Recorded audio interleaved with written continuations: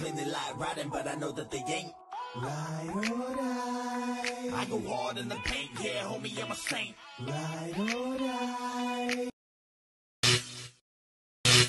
Science is built on metaphysics.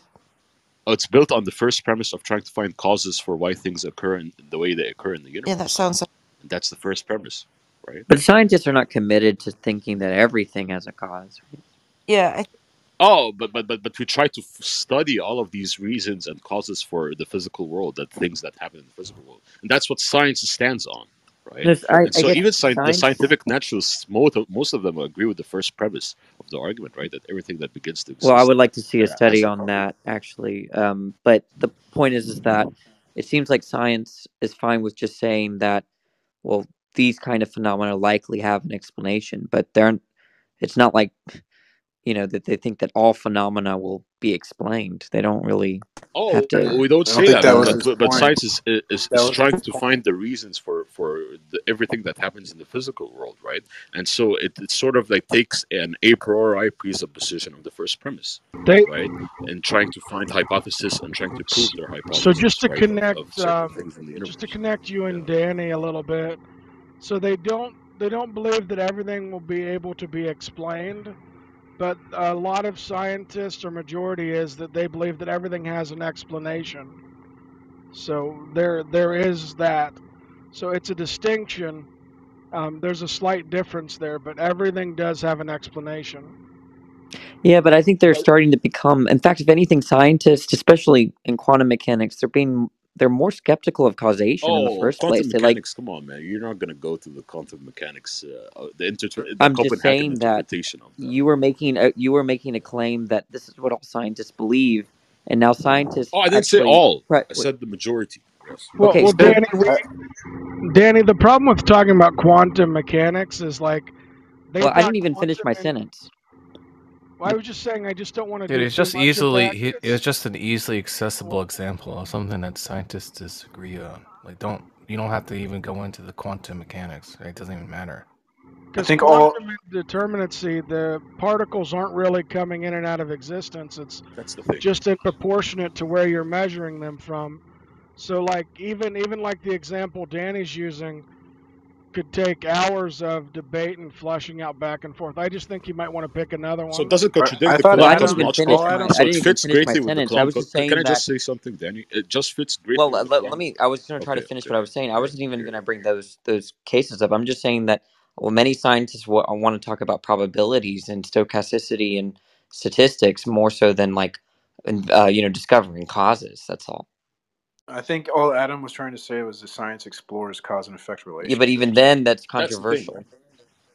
But Danny, I also wanted to say that when it comes to what we're the quantum the quantum mechanics doesn't really contradict like what Brother James said. The Kalam, which I think is a very strong argument. People, even faithful Christians would tell me this is a very weak argument. The Kalam, right? I think it's one of the strongest arguments. But it doesn't contradict it because, like what James says, the indeterminacy in quantum physics doesn't have to do with things beginning to exist, right? But the thing is, also there are many other interpretations that have deterministic, behaviors for these quantum objects, right? Including Bohr's interpretation that are very plausible, right? And so it's still very speculative, and it still doesn't contradict premise one of the Coulomb cosmological argument, right? Where everything that begins to exist has a cause, right? And of course, if like I said, a lot of people, by the way, reject metaphysics, right? This is if you accept it, a metaphysical modality, right? Like Saint Venus here, I've talked to, he rejects that, right? Which I think is going to be a very wacky view. I don't to reject that, but I think this all is I wanted to say was yeah. that you just made the claim about what most or the majority of scientific scientists believe naturalists, with yeah. respect. Wait 1 second, sorry, right? go ahead. You made the claim about what the majority of scientists believe, and I'm just saying that this is way more controversial than what you're making it out to be. That most I don't know of any studies on what most scientists believe with respect to causation and the PSR and such. And if you do have a study on that, then I'd be interested. Oh, I mean, scientific naturalists, most of them have to actually affirm the first premise, because the science is built on the first premise, Well, that's a right? different And so claim. there's an a priori presupposition of the first premise That's a different when doing claim. science. The claim is I that's not an I thought empirical that was the claim. claim he was making the whole time, though, Danny. It is the I thought that claim. was the claim Adam's been making. There are two claims on the table. There's the claim what most scientists believe right now. That's an Most natural empirical science. claim versus what they're committed to, what naturalists are committed to. That's another claim, right? I'm contesting, well, both of them, but the first one definitely cannot be supported. Right. So you want some sort of a survey, right, or statistic for this? Yeah, you brought up Sure. the PSR. What are Sure. you appealing to show that scientists accept the Oh, principles? I didn't say the PSR. I mean, the first premise would be a very weak version or a modest version of the PSR. So I was just said talking that- about the first premise, right, of the cosmological argument. Yeah. No, you said that the PSR was a first principle of metaphysics. Yeah, sure. I mean, I didn't say Yeah, but what scientists he's saying accept is, what he's saying in his most basic form is he's telling you that everything has an explanation, which is something that majority seem to be able to agree on. They might disagree on what that explanation is or whether or not they'll be able to explain it, but they do believe that it's there, which is why in some cases you're looking for it or you believe you found it. But I don't see any problem with what Adam's saying on But that's a face value. PSR. That's just the PSR. Everything has an explanation. right, but if you reject the PSR, then there's no Graham point. Oppy accepts it, though. Graham Oppy accepts Yeah, it. and there are a lot Okay. of people that disagree with Graham Oppy. Your claim was about what the majority He's of your leading scientists. scholar, Okay. Danny. He's your leading scholar. Can you He's not make a an, Graham can you make Oppy an is not a argument, scientist, so that doesn't help your claim, Adam. Danny? Can you make an argument for why you don't believe everything has an explanation? Yes. Now, granted, we're also caveating that, saying we're not saying that everything can be explained in the sense that you'll know it, but you're willing to make an argument that everything does, or that not everything has an explanation. If everything has an explanation, then that you have modal collapse. There's no such thing as possibility goes out the It's window. not modal collapse because there's cause and there's effect and there's things that precede or lead to other things. So when I look at explanation, the reason why that flower grew in my backyard is because I planted it there. That's the explanation. I don't see why this is Do controversial. you understand that they're non-causal and causal explanations, right? Give And me if an everything example is, of a non-causal. go ahead. Give me an example of a non-causal, just so I can see what you mean. Yeah, so like in sound arguments, you can explain why the conclusion follows from the premises. But the premises lead to the Right, but not conclusion, causally. which in a sense causes But not it. no, But that, we wouldn't say causally. It's not like doing anything.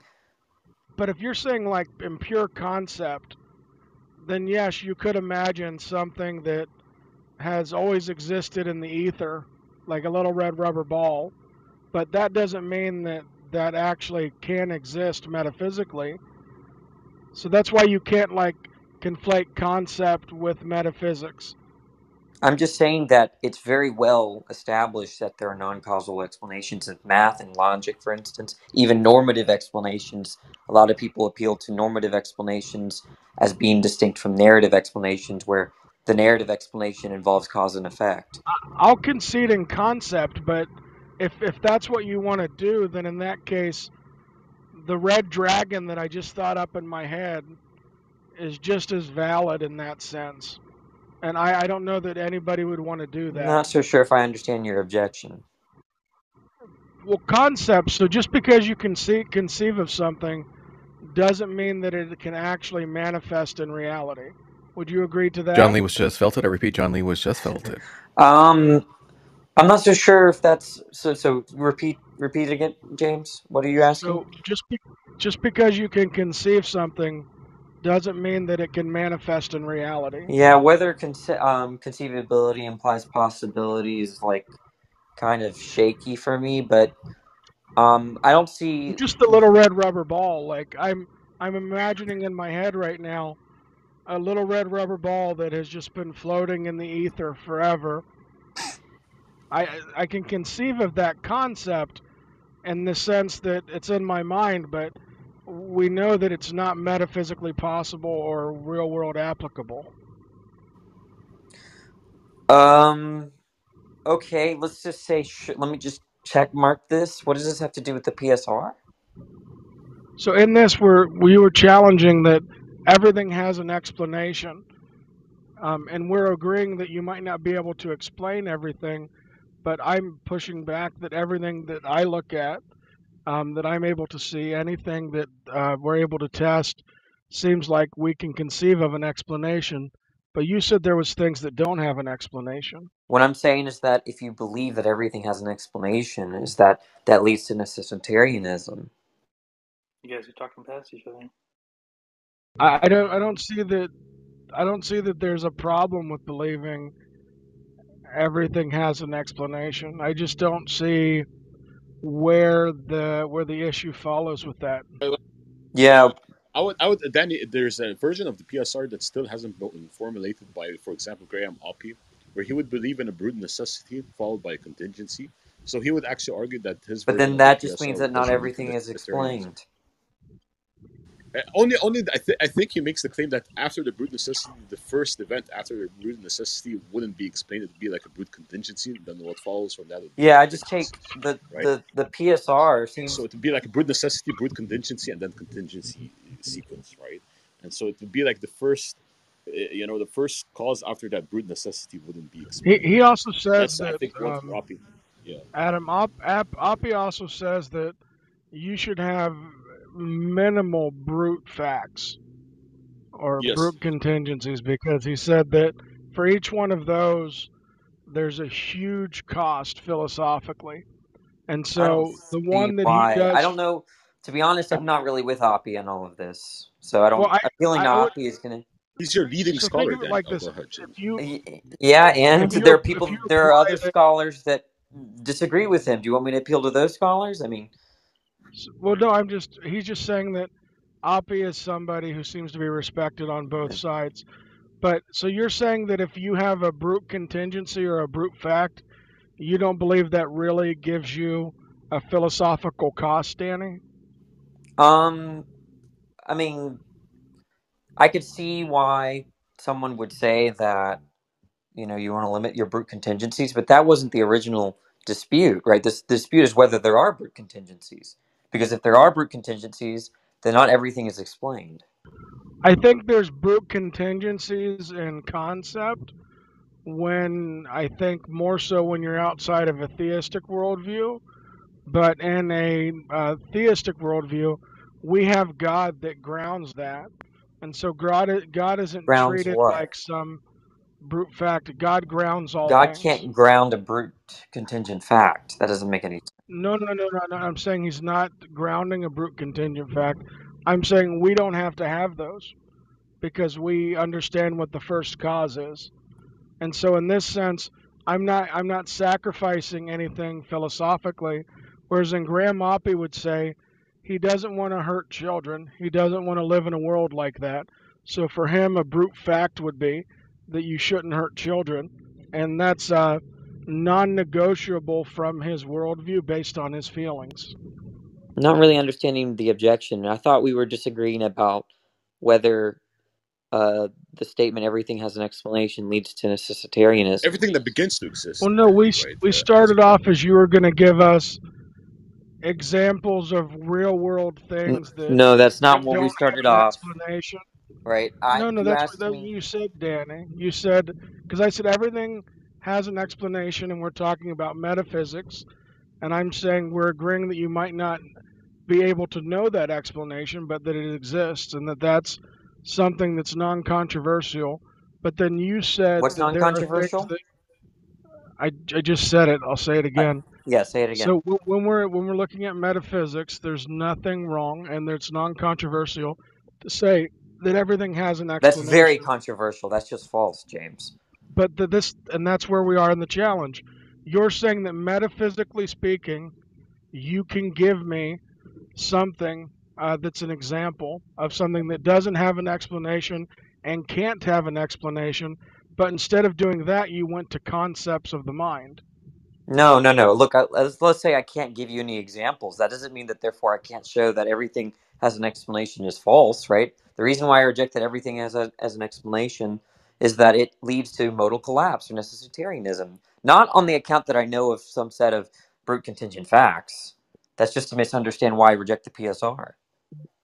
Yeah, but if you're not rejecting it because you know of an example that's the opposite, that of something that doesn't have an explanation, then you've got to justify why you believe there can be something without Right, an I just gave you explanation, and the you haven't answer, done right? that yet. I said that I reject that sense of the PSR because it leads to modal collapse.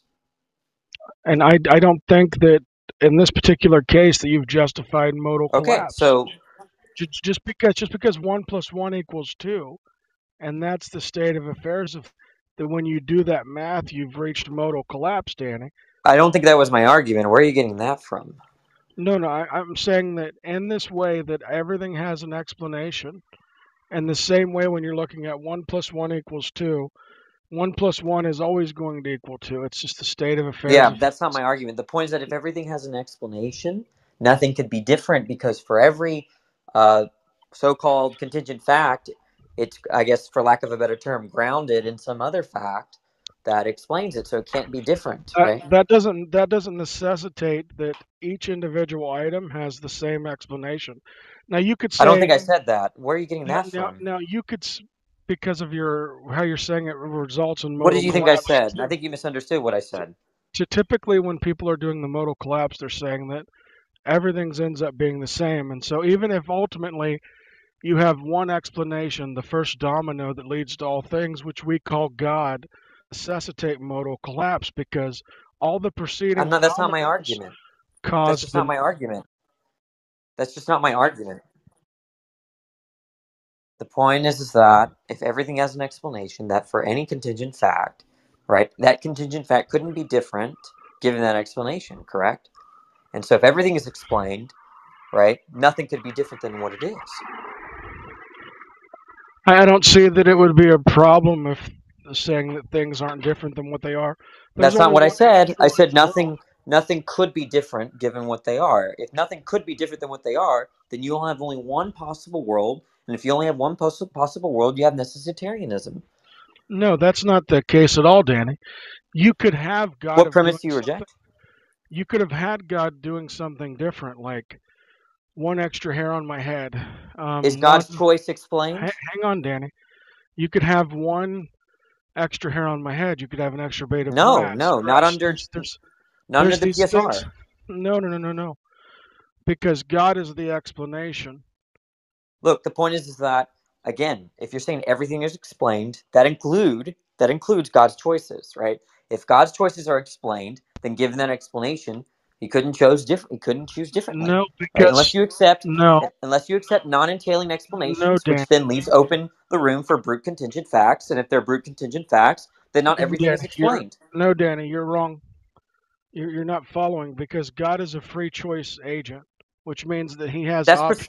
the problem, right? You want to say God is free to choose differently, but if you think everything is explained, that contradicts That's that statement. Danny. Danny, you're gonna get kicked Danny. down.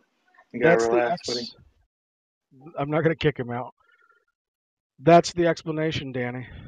Okay, sorry. So are God's choices explained? Yes, because God's a free will agent and can do choices. Okay, so God is the if only true free will agent, which means that is your explanation.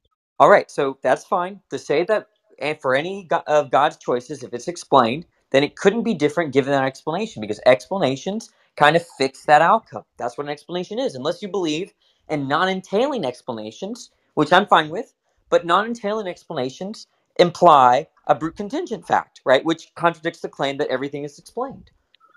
No, I think you're missing it. It's like there's this big red side of the barn in front of you, and you're trying everything to not see it.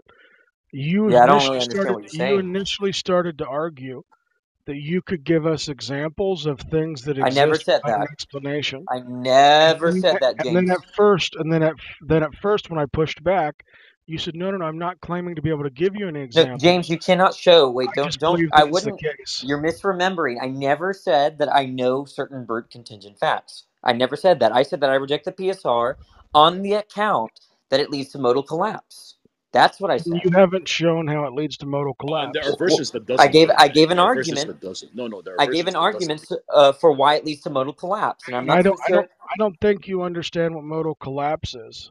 Do you know what modal collapse is? Yes, because we deal with that when we're talking about with the Trinity and divine simplicity. Okay, so then you understand that modal collapse is just the idea that there's one possible world, that everything as it is could not be any different. That's what modal collapse is. Modal collapse would be in the sense of the way I'm talking when it comes to the Trinity and divine simplicity, is that if there's one action and that one action does multiple things, then it potentially lead into collapse where God's love is equal to his hate. No, modal collapse is not defined that way, right? Maybe I can use a different phrase, necessitarianism, okay? The idea is that necessitarianism and modal collapse, as I've been using the terms, are synonymous, right? Necessitarianism is just the view that there's only one possible world, which implies that the way that things are could have not been different because there's not another possible world. So if you think everything has an explanation, right, then that means that everything the way that it is could not be different because it's explained. By the way, Danny, I think that a very weak modest version of the PSR, like the first premise, the Kalam cosmological argument, doesn't lead to necessitarianism. I don't know if the first premise... Because everything that begins to exist would have a reason or a cause. Right? Yeah, that's not... I agree with you, Adam, right? That the first premise of the Kalam does not lead to modal collapse. But the statement, everything has an explanation, leads to modal collapse. Yeah, so that's the strong version of the PSR, right? But you agree, Adam, right? Because James is pushing back on me on this, right? For God knows what, right? To say that everything is explained leads to modal collapse. No, Danny, because you're misrepresenting what I'm saying, and how did I represent you? Because from this view, how did I represent you? You said I misrepresented you. How did I? Danny, you will get muted if you keep interrupting me when I'm trying to answer you. Well, I'm going to interrupt you when you lie or you misrepresent me. Danny, I was just trying to explain to you my position. How did I misrepresent you? I'm not letting go of that. Okay, Danny's down to the audience. I'll finish speaking, and then Danny can come back up if he wants to be an adult.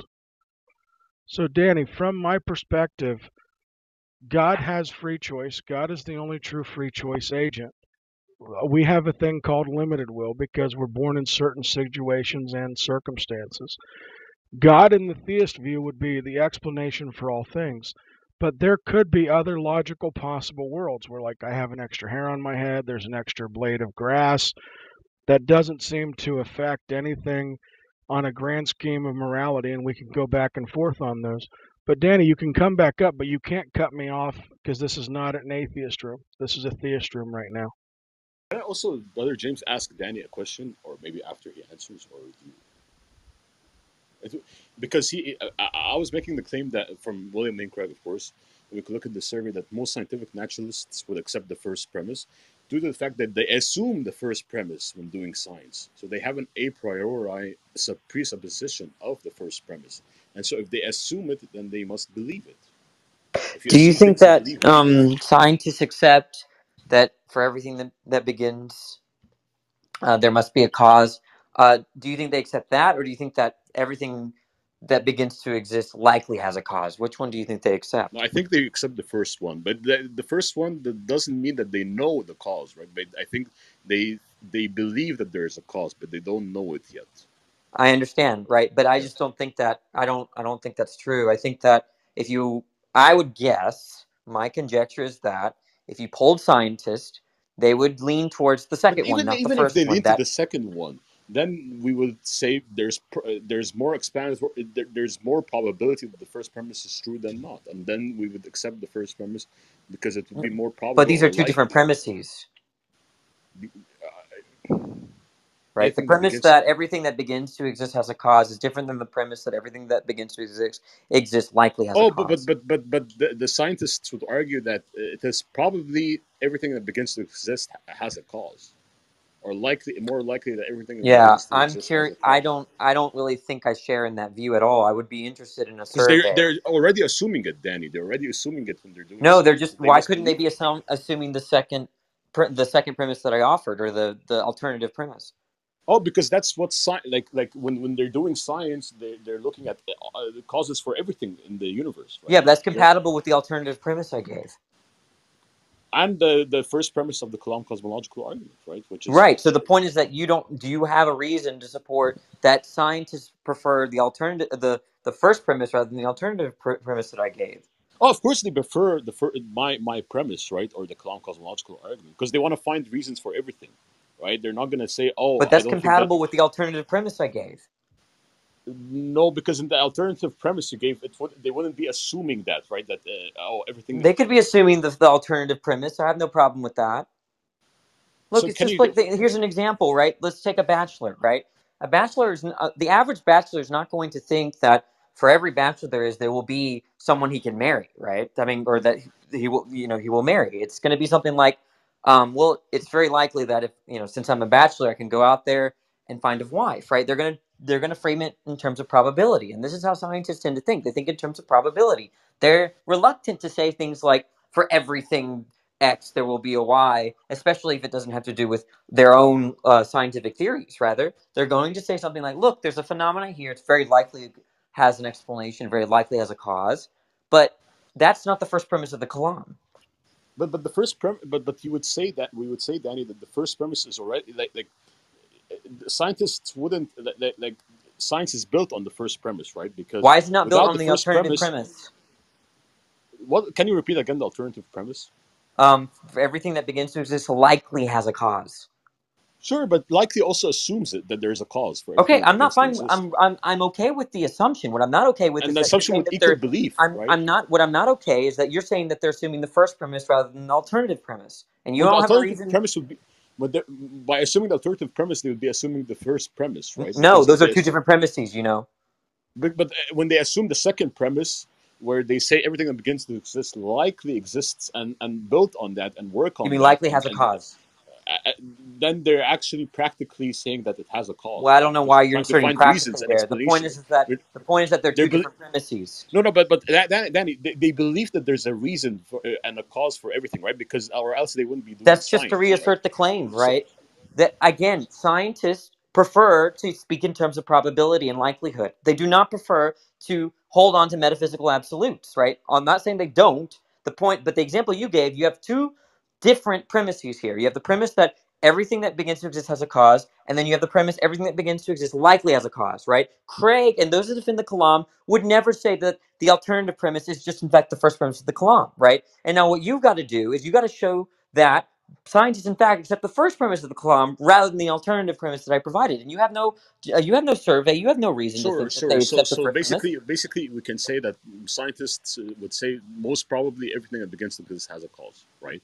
I think that's way more likely than them accepting the Sure. first So premise that's of the the Kalam. scientific. So when it comes to the scientific arguments, we can then say that there would be more probability for the first cause than for the first premise than not, right? So, No, I Because don't Danny, see the what why do that you would philosophical. be think true. is Go ahead, James. Danny? Sorry. What do you think is the first premise of the Kalam? Something like everything that begins to exist has a cause. But you just said that they would accept that, but they No, I would didn't be say less that. likely to accept the first premise of the Kalam. No, I didn't say that. I said So there's the first premise of the Kalam, which is everything that begins to exist has a cause, and then there's the alternative premise that I provided, which is everything that begins to exist likely has a cause. And what I'm just saying is that Adam has no reason to think that the scientists accept the first premise of the Kalam rather than the second premise, the alternative premise that I provided. well, you haven't given us any examples of things that begin to exist without a cause, Danny, and you What does said that that have you to do with can't. the disagreement? Well, the thing is like I can say it's either pink dragons or this. Like, just, but what, well, James, why are you inserting pink dragons? Do you have any examples of pink dragons? Well, no, but I can insert this in the conversation because I feel like it, and I feel like maybe there's a possibility, but that's not how it works. I'm not You have following to your give us objection. you have to give us an example. You can't just say, "Hey, this example, I just want to assert it to try to reject the kalam." We need I'm something not rejecting the that Kalam. came into existence without a cause You for understand? I'm your. not James. The fact that you're not tracking because I'm not. This is not an argument against the Kalam. Well, so why did you say it's an argument? I'm not arguing against the Kalam. Danny, So we have two things that are at point. One is everything that begins to exist has a cause.